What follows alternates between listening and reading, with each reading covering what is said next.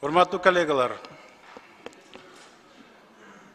мына барыңарга белгилүү болгондой, 7-чи чакырылыш өткөн жылдын аягында эл тарабынан шайланып, парламенттен орун алып, өз милдеттерин так аткарып келатат. Бир жылга жакын вакыт өттү. Мени төрага кылып шайладыңыздар.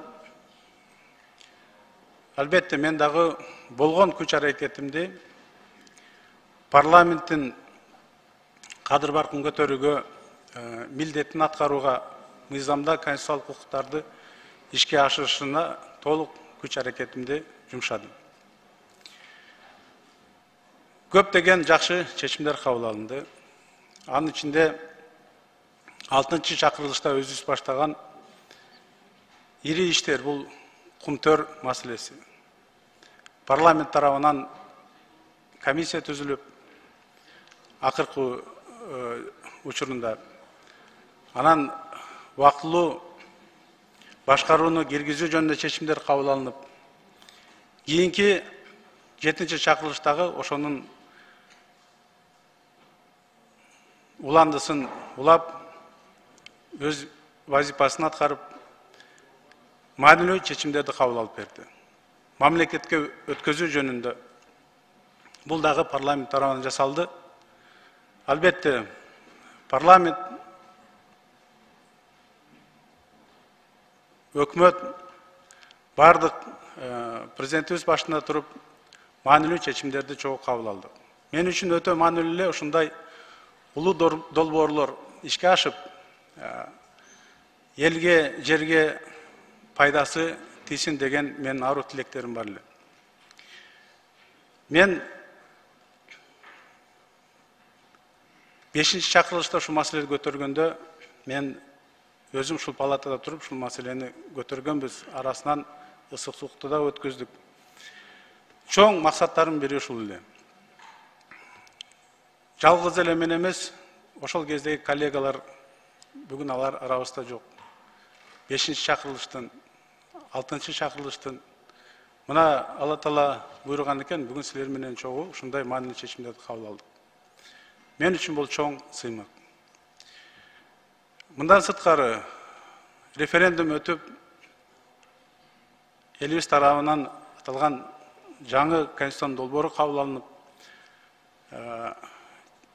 жаңы конституцияны кабыл алдык. Мына ошол багытта дагы парламент өз милдеттерин так аткарып, аталган конституцияга кийинки мыйзамдарды, конституциялык мыйзамдарды, токтомдорду дал келтирип, өз милдеттерин аткарып берди. Ошого байланыштуу бүгүнкү күнү бир топ иштер чечилип, өкмөт иштеп атат.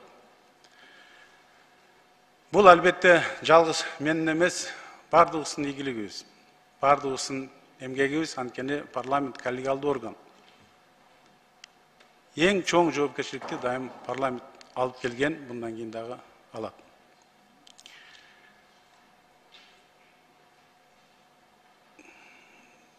Бүгүн бирок бир айтчу маселе турат, урматтуу коллегалар. Мен жеке өзүм чечим кабыл алдым. Бул менин жекече чечимим. Ага себеп болуп, билесиздер, жакында парламентте окуя болду. Бардыгыбыз бул жерде өз ыктыяры менен каалагандар Баткенге бардык.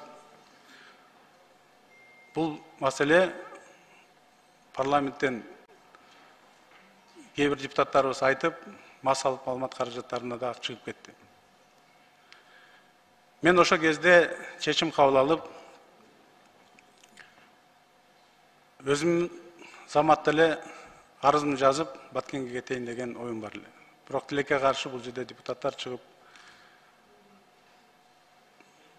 силердин суранышыңарды эске алып, албетте мен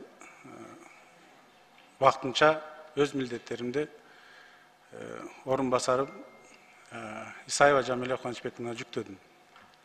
Бүгүн ойлонуп, чечим кабыл алдым, урматтуу коллегалар. Өз ыктыярым менен төрагалык кызматтан кетүү жөнүндө.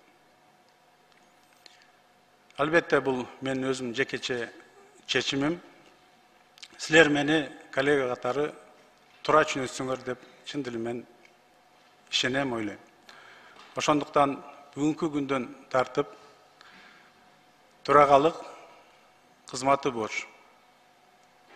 Мен төрагалык кызматын тапшырдым. Рахмат сиздерге.